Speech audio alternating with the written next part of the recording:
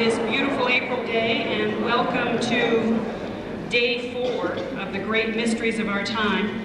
Let me remind you of a few things here before we get started. This afternoon's response panel is at 1 o'clock in the Bonner Room, second floor of the Student Union. Dr. Moody will be there, and he will answer questions then rather than after his presentation this morning. Also participating in the panel this afternoon will be two people who have had near-death experiences. Following the panel at 2:30, not on your schedule, but at 2:30 following the panel will be a television video about a near-death experience. So you might want to stay around for that as well. Let me also call attention to the note in your program. Dr. Moody will be in Spokane on Saturday presenting an in-depth workshop on the near-death experience, and there is more information about attending that workshop in your program. There are also some of Dr. Moody's books available in the back. I understand they're going very quickly.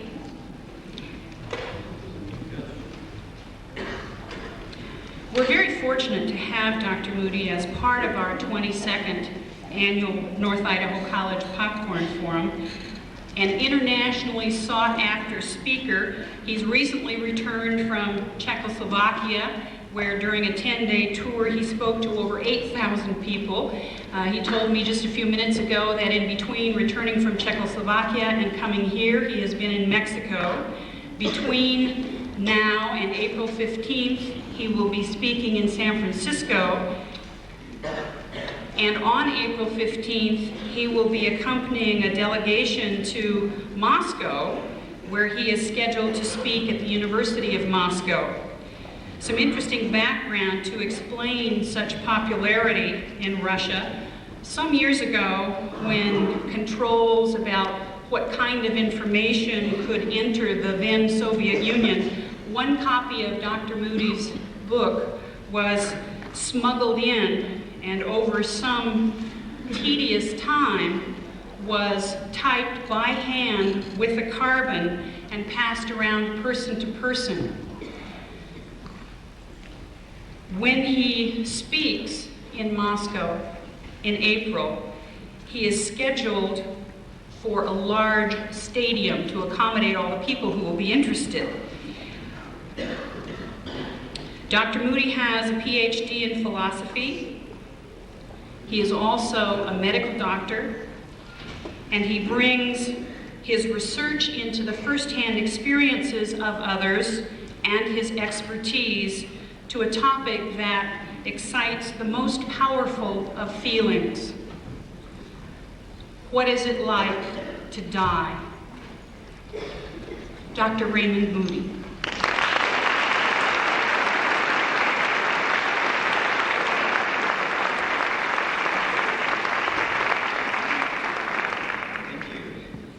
Well, as I look around, I see quite a few young college-age faces, and that's delightful to me because I'm a college professor and enjoy that line of activity very much. And also, as I think about it, you know, for most of you here, the younger people, this is an issue probably that's not the most pressing in your lives because, you know, at the age of 18 to 22, that's not on our minds so much, that, you know, the topic of death.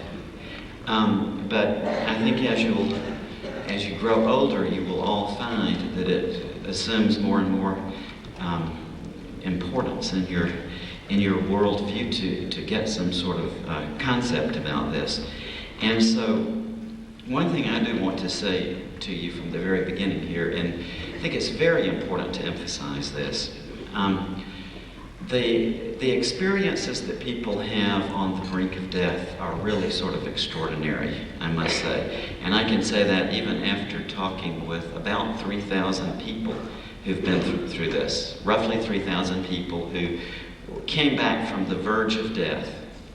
Many of them were people who had actually been pronounced dead, had extremely lengthy cardiac arrest from which they were revived or spontaneously revived in some cases.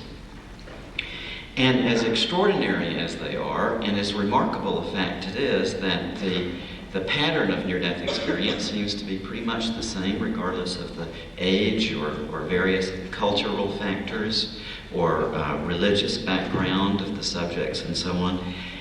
I think that people really have to be very careful in evaluating the relationship of this phenomenon to the old question of life after death.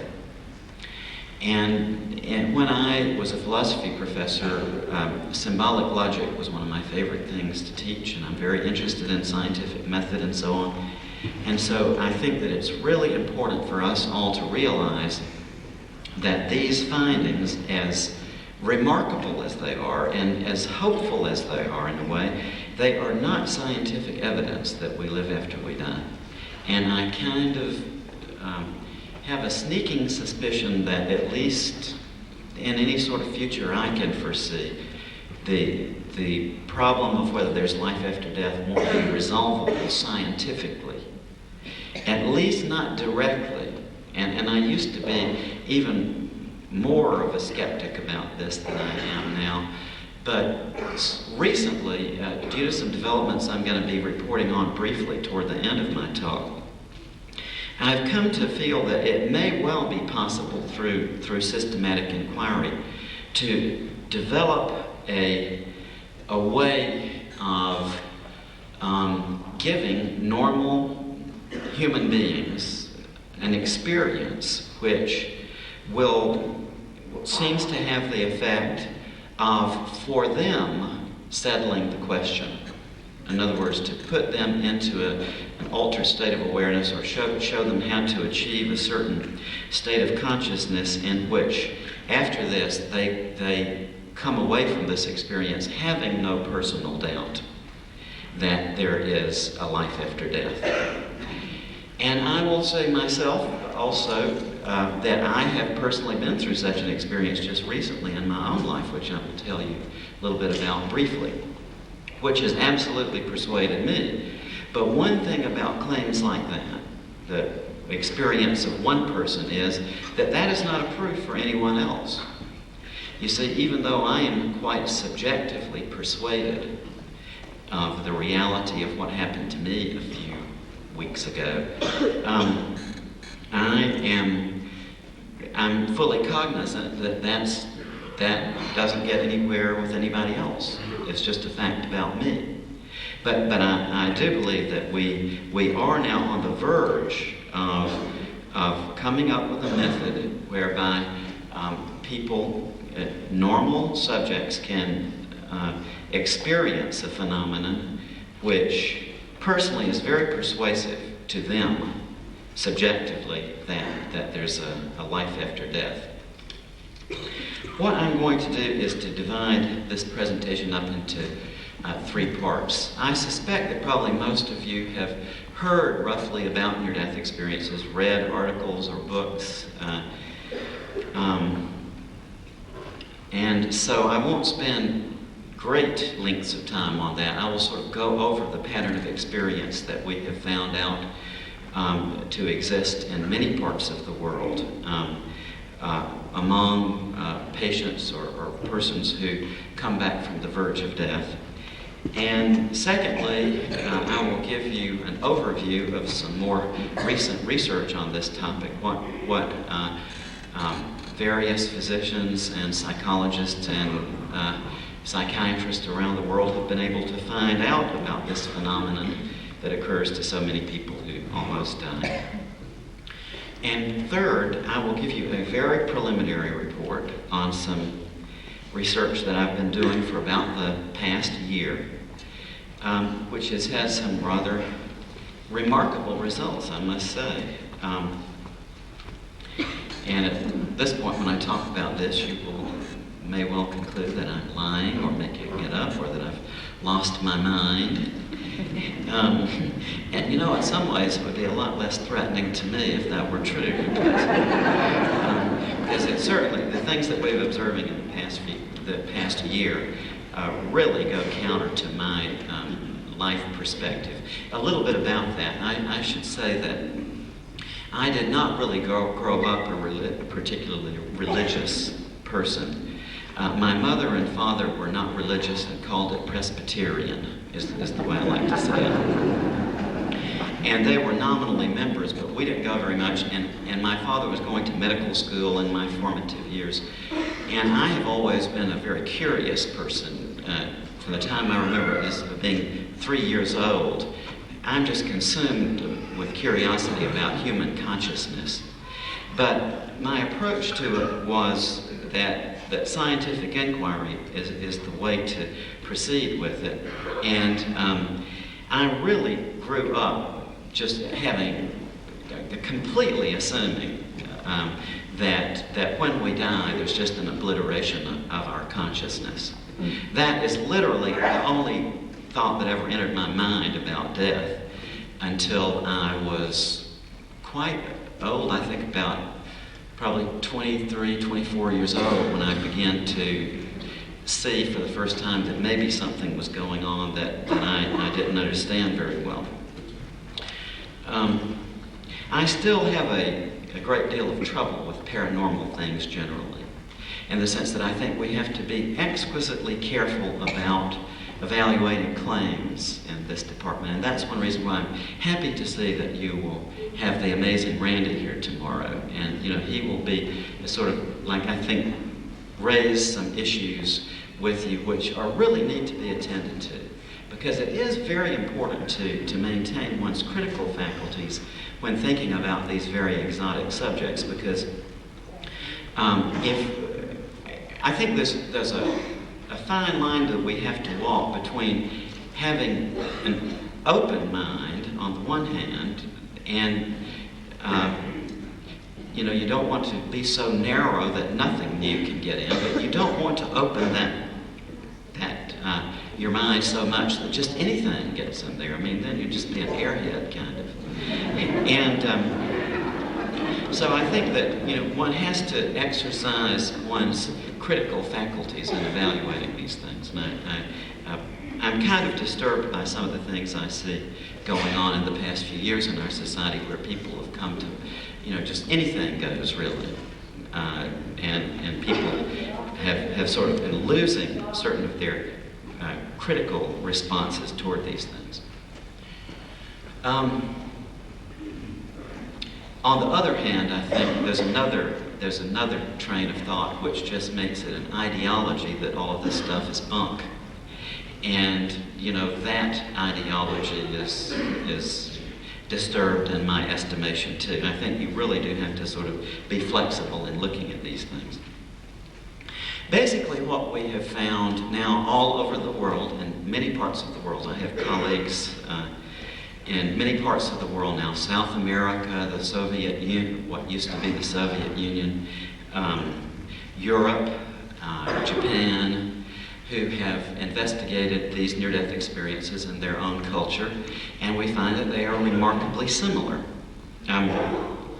Basically, what our patients tell us is that at this point where they may hear their doctor or a nurse or other person present say words to the effect that, oh my, he's dead, or we've lost her, or whatever, that far from undergoing an experience which is like losing consciousness or drifting into blackness, they say that their consciousness is actually heightened in a way that they become even more alert, awake, and aware than they have ever been, even more alive than in this what we call normal, ordinary, waking reality.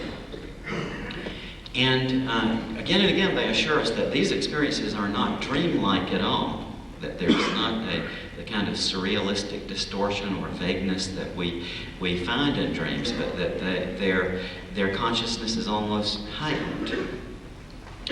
And they tell us that they seem to leave their physical bodies, for want of a better term, and that they undergo a very dramatic change of perspective on the situation, and from their point of view, they say they feel themselves drifting upward, typically to a point of view right below the ceiling in the operating room or the emergency room, or above the scene of an accident like a car crash, and they look down and they see their own physical bodies lying on the table or among the wreckage at the scene of the accident.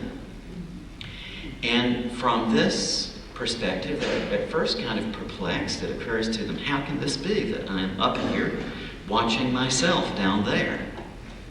And they find that they can see perfectly the events of the resuscitation. They can tell you in many cases in what order people came into the room where they were being resuscitated. They tell us they can understand perfectly what the doctors and nurses and other people present are communicating. One woman, for instance, was telling me not too long ago that she confronted her physician after she was revived by saying, I heard you say, this isn't working, so I'm just going to give up. And the physician vigorously denied this. He said, no, I didn't say that. And she insisted again, yes, you did, you said. And then after several rounds of this, he said, no, I didn't say it, I only thought it. And a number of times these patients have described to me that they felt that they were able to understand what the doctor or nurse or other person present was trying to convey immediately before the person would open their mouths to say it. Now, after a while in this situation, they find that although they can see and understand perfectly what's going on, no one seems to be able to see or to hear them in turn. And so they undergo a certain sense of isolation. There's a certain kind of turning inward of their sense of identity. And they say that they come to realize that this experience is related to what we call death. And it's at this point that these more transcendental parts of the near-death experience begin to unfold. And they will tell us that they become aware of an enclosure, like a portal or a passageway. And they go through this passageway, and they come out on the other side into an incredibly brilliant and warm and loving light. People tell me that this light is far more brilliant than anything that we have experienced while we are alive, and yet that it doesn't in any way hurt their eyes. It's not uncomfortable. As a matter of fact, they say as they go into this, they feel completely at peace, feel almost ecstatic feelings of comfort, peace, bliss. They tell us that as they go into this light, that very often relatives of theirs who have already died seem to be there to meet them and to greet them and to help them into this transition. Incidentally, they say that when they see these relatives, you don't see them as you saw them while they were alive. And a very typical thing that people say is that, for instance, if your grandmother was elderly when she died and was perhaps crippled with osteoarthritis and so on, that the person you see there in this light is vibrantly alive, seemingly in the prime of life, that all of these physical defects have disappeared. And incidentally, the patients themselves say that they also feel that they are still in a kind of body. But they say that it's not the kind of body that we are now in. That nonetheless, it seems to have a shape, a form, even appendages, but that it's different in a way that they find very difficult to describe from the kind of body that we are now in. Perhaps the most remarkable part of the near-death experience itself, for me as a psychiatrist, is what the phenomenon that these patients undergo, which we call the life review. Because they will say that during this experience they become aware of a light within this light, that a form of light will kind of step out from this general light, and that they regard this being as a kind of personal being, and that it seems to be a tremendously loving presence. And in its presence, the rest of the environment disappears, and they are surrounded by a full-color, three-dimensional panorama of literally every single thing that they have ever done in their lives. And typically they say that this doesn't take place like you would put a movie in a projector and zoom it through the movie at rapid speed, but where the frames would still be in the correct time sequence. Rather, they say that literally, in some way that they find very difficult to describe, all of this is there at once in a kind of panorama. And they see it, as I said, full color and 3 dimensions. And interestingly enough, very often and usually from a third-person perspective. And by that I mean that apparently if I were having one of these experiences now, I wouldn't be reliving this event from the perspective I have now up here behind this lectern, looking at all of you. But my perspective would be displaced over to the side, and I would be watching myself as a third person interacting with the people that I have interacted with in my life. And they say that from this perspective, when you see these events, that you kind of monitor directly the effects that your actions have had on the lives of those with whom you have interacted. Hence, if you see yourself in this panorama doing an unloving action to someone else, then when that action results, you feel directly the feelings of hurt that you've brought about in the life of that person. Or on the other hand, if you see yourself doing a loving action to someone you're related to, then when that action results, you feel the good feelings that you've brought about in the life of that person. I have a friend named Dr. Göran Grip, who is a professor of anesthesiology at Uppsala Medical University in Sweden. And Göran has studied the near-death experiences of Swedish patients and has written about this in Sweden. But the reason he got interested in this phenomenon was that he himself had a near-death experience. And he described this to me in a particularly articulate way. Now, this is what all of the subjects say in one way or another, but it was just that Göran had such an articulate way of describing it. He said that if you imagine that this panorama, which is around you at this time, that each action in that panorama is like a point, then for each point you have the option of looking at it in either one of 2 distinct ways. On the one hand, you can take that action and you can focus your attention back this way, and you can see trailing off behind it in this direction all of the events and circumstances in your life which led up to that action. But then on the other hand, just by reversing your perspective and looking at it in this direction, you can see trailing off behind it in this way all of the consequences that that action had on your life or that of others. Now, obviously, this is something that boggles the mind. It's the subjects who go through this report uniformly that they come back from this profoundly transformed.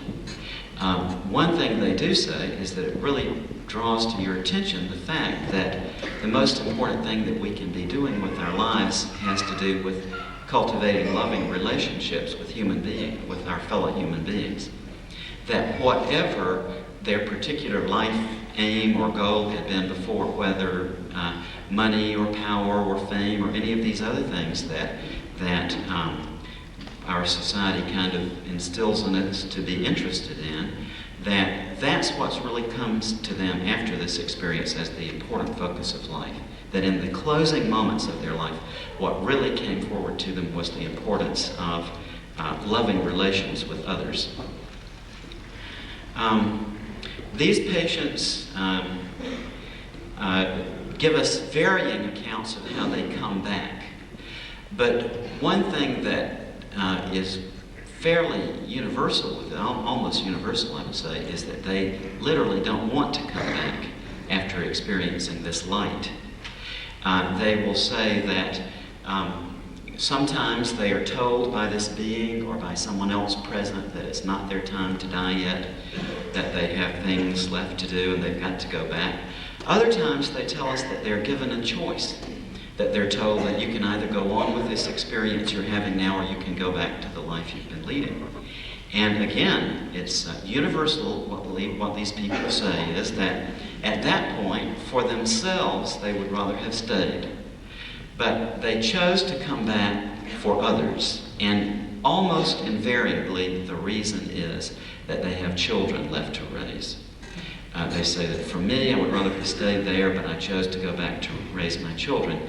And in some other cases, two cases, both young women, one in her final year of nursing training and another one, a social worker, they said that they chose to go back at this time to pursue their professions of helping others. So it always seems to be directed to others.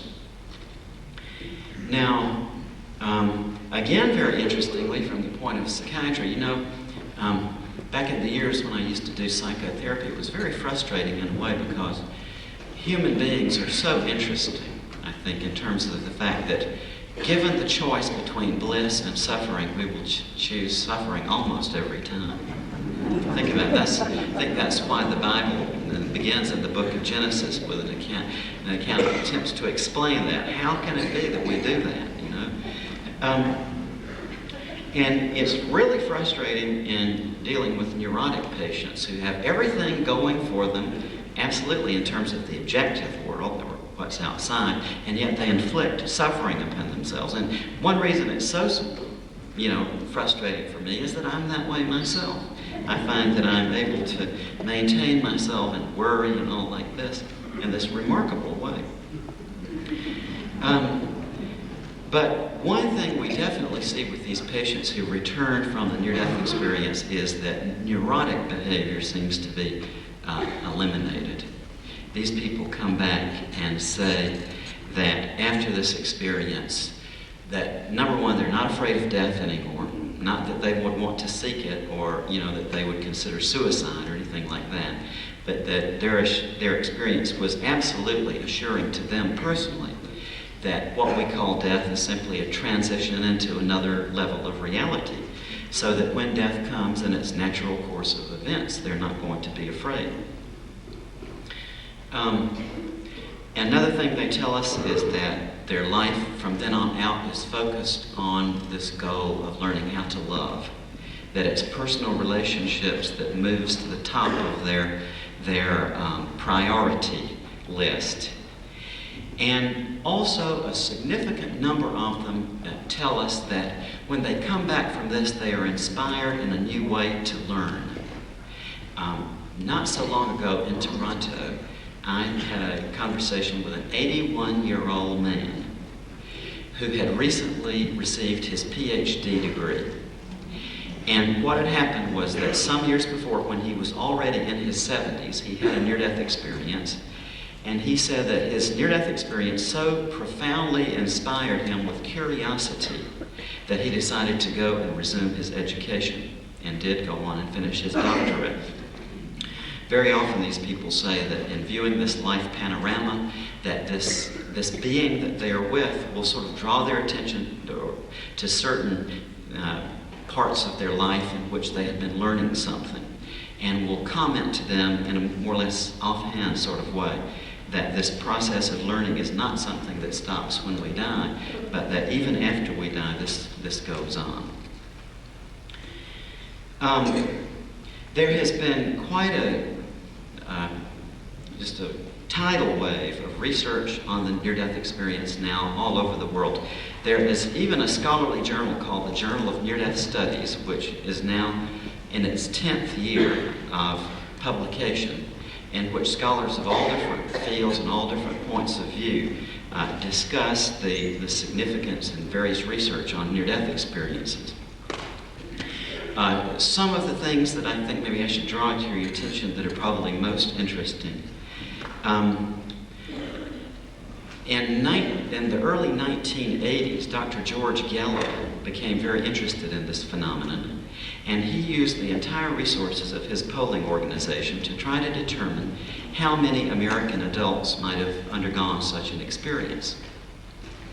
And he was quite surprised to find, but nonetheless is quite confident of his results, that at that time approximately 8 million American adults had had a near-death experience.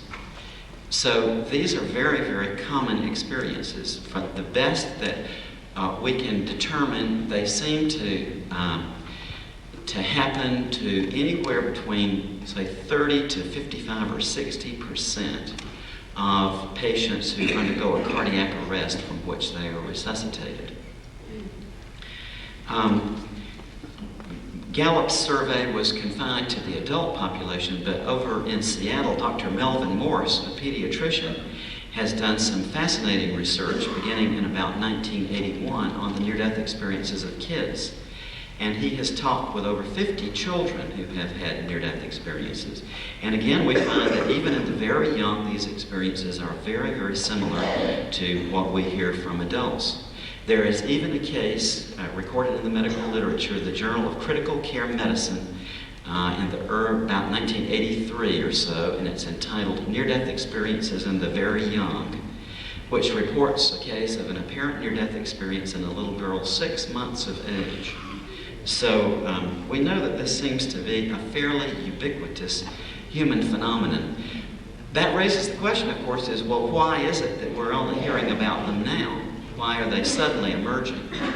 If you go back into history, we find many, many reports of near-death experiences over the centuries. But they are scattered. There will be maybe one in, there's one in Gregory of Tours' History of the Franks, and another in the Venerable Bede's History of the English Church and People. Hieronymus Bosch painted an apparent near-death experience sometime in the early 1500s, and so on. But they were much rarer then than now, for the simple fact that due to the fact of the advances in cardiopulmonary resuscitation that have taken place over the past couple of decades, we have achieved a state where tremendous numbers of people are being brought back from a state that 50 years ago or 100 years ago would have just been called death.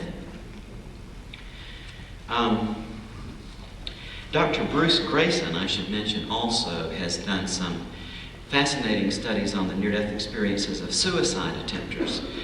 Bruce is the chairman of the Department of Psychiatry at the Medical Center of the University of Connecticut in Hartford. And Bruce has interviewed well over 1,000 patients who've had near-death experiences, and since he is an emergency psychiatrist by specialty, he has been able to talk with lots and lots of patients who had their near-death experiences as a result of suicide attempt.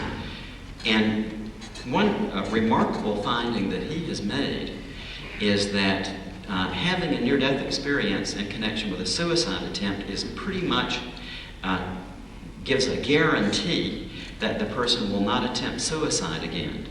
He has followed 2 large groups of patients, one group of patients who made suicide attempts and did not have a near-death experience, and another large group of patients who did have near-death experiences as a result or in connection with a suicide attempt.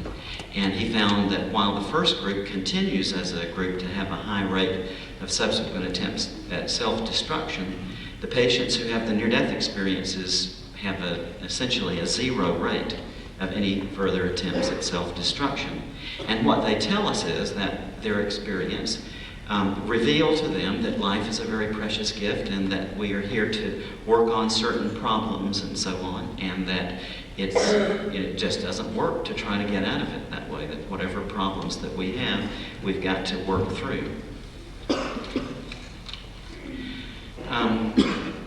I am going to spend a few minutes here talking about one particular aspect of the near-death experience, which I have been able to investigate in a little more detail and also in a little different fashion over the past year.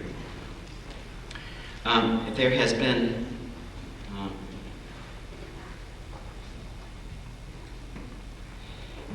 a great deal of popular interest in the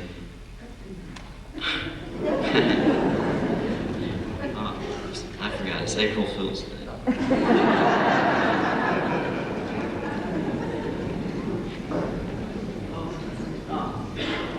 those trick models.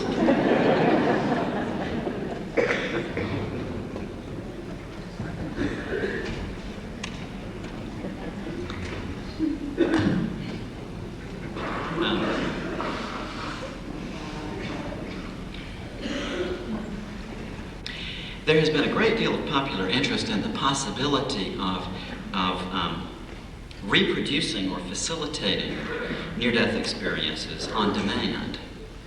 And that was the theme of that movie, Flatliners, apparently, which I did not see, but I've been told that in that movie, medical students intentionally put themselves into cardiac arrest in order to get glimpses of these near-death experiences. And obviously, any attempt like that or any kind of study like that would just be, ethically wrong and unthinkable. But it does raise an interesting kind of question and an issue that arises in connection with many of these allegedly paranormal things that you have been attending lectures on this week and that we get so much publicity about and so on. And that is that one great difficulty in studying such things scientifically or systematically is that these phenomena are thought to be not reproducible on demand. In other words, that this near-death experience is something subjective that we can only learn about after the fact, and so we have to rely on the testimony of the person. And there doesn't seem to be any way of reproducing this in a way that we can study it under controlled circumstances of observation. But, and this is true generally of a lot of kind of things that are called paranormal, that all we have for them really is human testimony.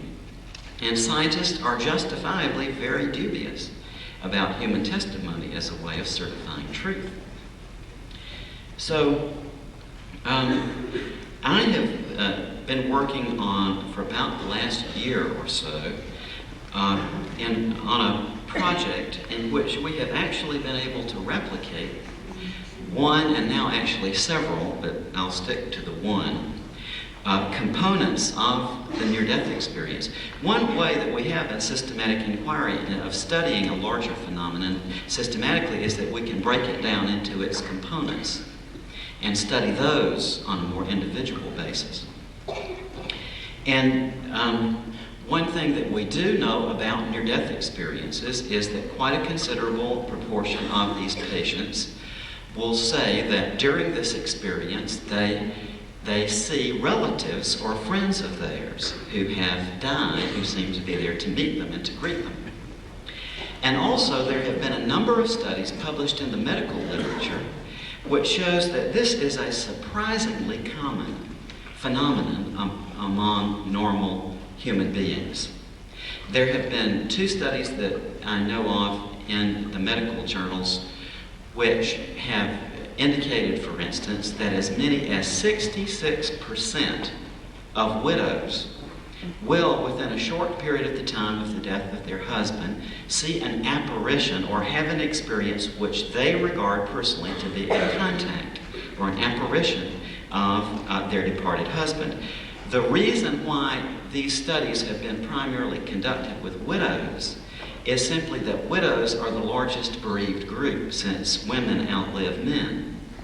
But this finding is, I don't know about the percentage, but the finding is generally true for other bereaved groups as well. Anybody in counseling or who spends a lot of time counseling the bereaved or people on the verge of death and so on just knows this as a fact, that it's quite a common human experience for a bereaved person to see a relative who has died.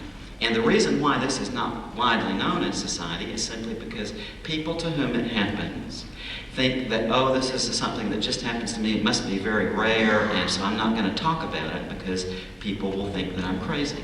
How many of you here, just out of curiosity, know someone personally who has the feeling that they have seen a relative who has died? And if you look around the room, that's quite a number. So you see that that's quite a common human experience.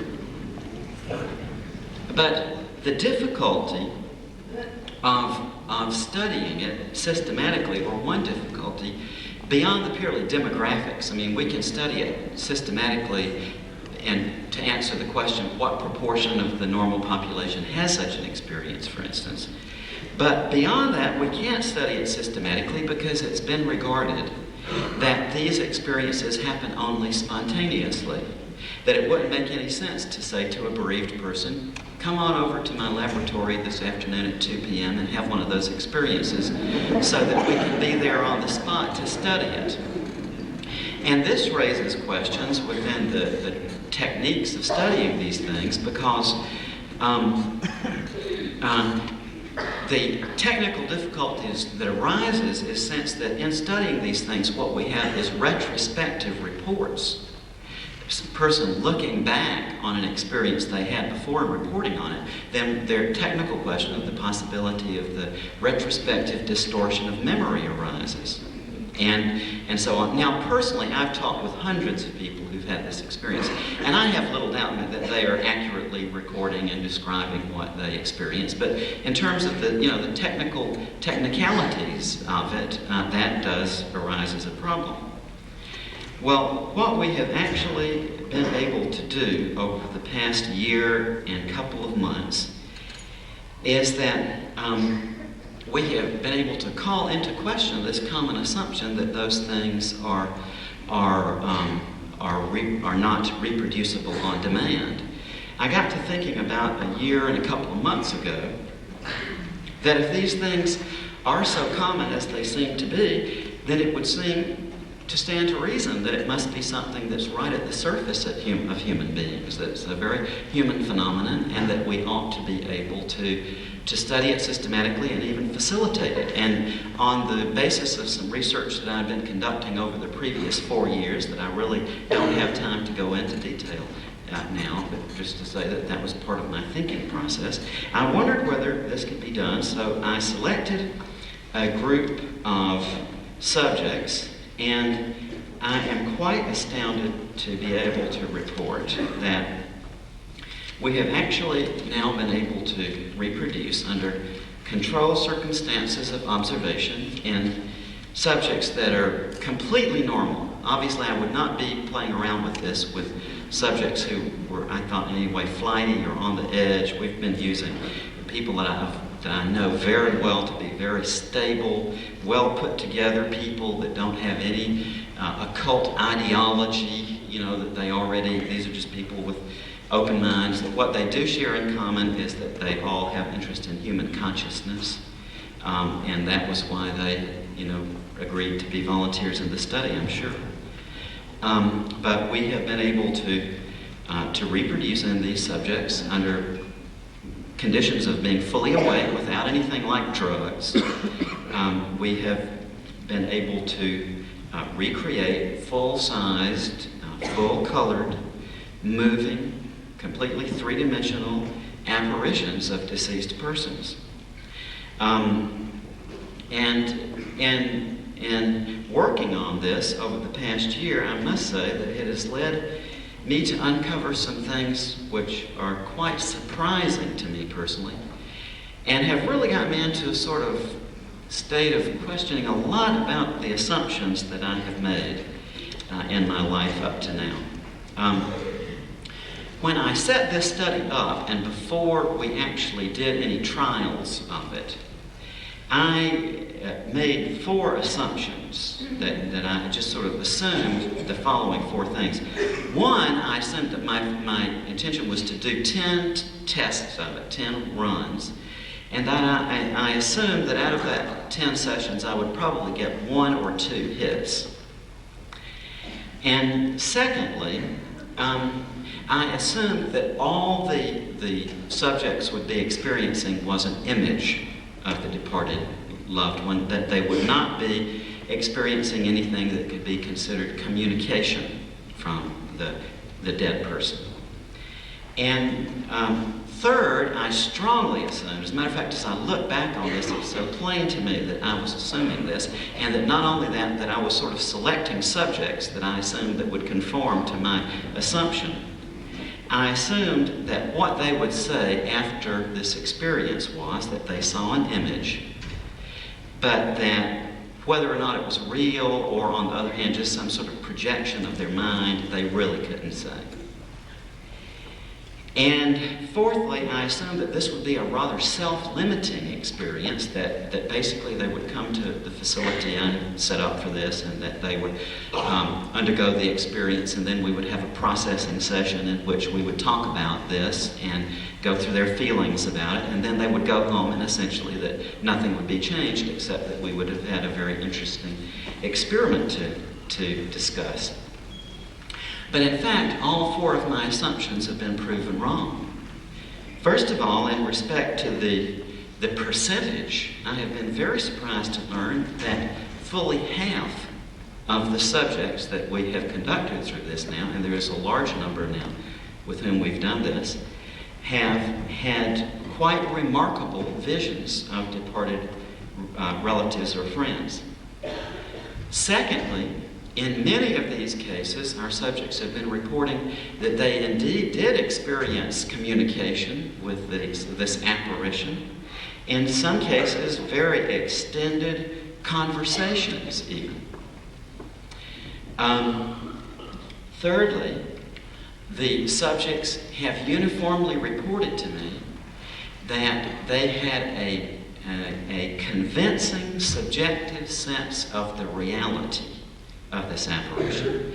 And these people who have been going home have been telling me after this, my life has changed. You know, this was absolutely real. I don't have any question. This kind of thing, which was very, very surprising to me. And fourthly, and most surprising in a way, that far from being self-limited, this experience has been continuing after these people got home. One woman, for instance, a 44-year-old counselor who was one of my really good graduate students in psychology, a very, very sane and well-rounded woman, reported that even after she left our facility, she continued to have quite real, dramatic, to her, fully convincing apparitions of her father who had died some years ago. And again, I could emphasize here that the absolute sense that all these people have that, yes, this was not something that was a figment of my mind, this was real. Another woman, a 63-year-old journalist, a very well-known journalist, a very skeptical bent, who's a very responsible person, raised a flock of children under very adverse circumstances, very well put together, tells us that she has absolutely no doubt that when she was going through this procedure, she saw and talked with her son who had committed suicide about a year ago, and that even after she left our facility, she again saw a full-color, full-size, three-dimensional apparition of her son, and she was able to talk with him. I want to say here that I must at this point pause to admit something to you. And that's that I've done this myself, and that I have been very, very startled, even rattled by what happened.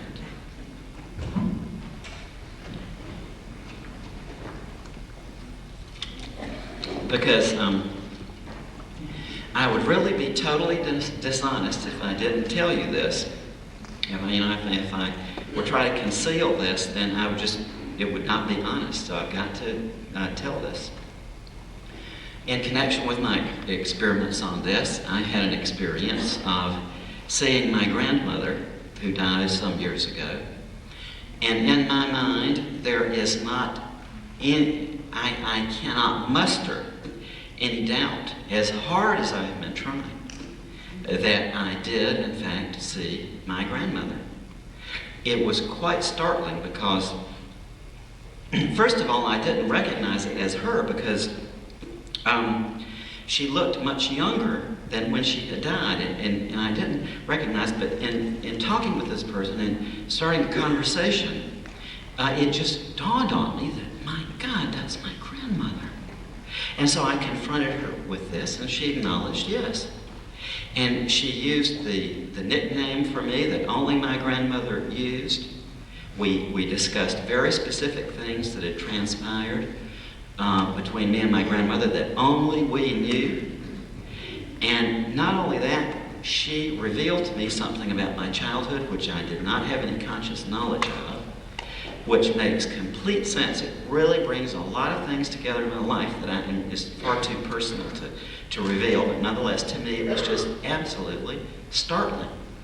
I am not talking here about hallucination or a dreamlike experience. I have had hallucinations. I've talked with probably 1,000 people who've had hallucinations. I mean, as a psychiatrist, that's a part of your, a common thing that you hear. And I've myself had hallucinations, once in connection with recovery from surgery, and once in connection with waking up, a typical kind of what they call old hag experience, or one of these hypnagogic states that you get in as you're waking up, in which a friend of mine seemed to be there but sort of dissolved as I woke up. I've experienced phenomena like those. This was something totally different. This was like seeing any one of you there. One thing that was very puzzling to me about this to this time was she would not let me touch her. It's very, very strange. And I'm not the only one now saying these things. Many, many of our subjects have undergone the same thing that I have and are just having the same kind of boggled mind about it. I've got to sort of close this off fairly quickly here. I do want to raise several points about this research that we're doing now, which I think is the possible significance of it. First thing I want to say is I want to reiterate to you, this is not scientific proof that we live after we die. We cannot conceptualize it that way. I think that the idea of trying to prove scientifically that there's a life after death is beyond our current capacity due to perhaps facts about the scientific method that I won't elaborate on, and perhaps things about the nature of these experiences that occur. But what I do think that we can say with this research that's now going on with the apparitions is that perhaps for the first time we have a way, under controlled circumstances of observation, of recreating a phenomenon that, when it occurs spontaneously, has always been called paranormal. And so now that we can actually be there with electroencephalograms, if we wish, or any kind of recording instruments to actually explore the physiology of persons undergoing supposedly paranormal experiences. Also, I think this gives us the possibility, again for the first time, of having an experimental model for the development of beliefs concerning the paranormal. Some people believe in paranormal things, other people don't. But what we need to explore is more about the psychology of this, how it is that people who believe in paranormal things formulate such beliefs, or how they come up with them. Well, I've seen this happen now in my home, my facility, a number of times where very, very tough-minded people who are not prone to believe in paranormal things have left our facility with a complete sense of belief that there is a life after death. So now I think we have this opportunity to explore how this belief develops and so on. Also, I think that these experiments give us some interesting new material to study the psychology of human bereavement. What the process is that people undergo when they lose someone who's so close to them, and what this process is. One feature of bereavement, which is well known, is that that bereaved people tend to have these experiences of contact or seeing the image of the person who has died and so on. And now we have a way of exploring this under controlled circumstances of observation. And finally, and this is highly speculative, what I'm going to say next is that it is possible here that we have a way of looking into, coming up with some therapeutic modalities. I don't know about that. It's too early to say. What I can observe is that the people who've been coming to this facility that we've developed to do this research in have gone away saying, my life has been changed forever. But you see, the reason why we have to be wondering about that is the earliest one we did was a year ago, you see. So we don't know, is this a temporary effect? The significant spiritual changes that seem to take place, is that something that will fade with time? We just don't know these things yet. But it's at least thinkable, I think, that with this new and kind of interesting modality, that we will have a breakthrough, or that we will have a way of developing therapeutic techniques to deal with the people who undergo what we call pathological bereavement, where they cannot move beyond or cannot get through the bereavement into a more serene state of acceptance. Not that bereavement ever goes away entirely. I mean, anybody who's lost someone knows that that never entirely heals. That gap is always there. But at least, you know, you can finally get to the point where at least you can function more, okay in the world. But there are many who undergo what we call pathological bereavement, where they literally get stuck in the bereavement process and aren't able to move on. Well, I didn't leave time to talk about my Amway products. Just teasing, just teasing. Just a little joke there.